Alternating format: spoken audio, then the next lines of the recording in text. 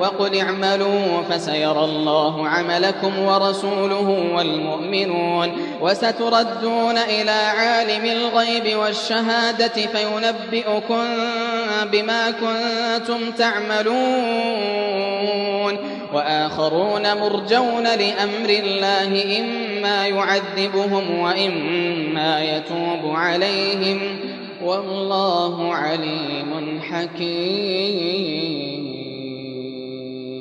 والذين اتخذوا مسجدا ضرارا وكفرا وتفريقا بين المؤمنين وإرصادا لمن حارب الله ورسوله من قبل وليحلفن إن أردنا إلا الحسنى والله يشهد إنهم لكاذبون.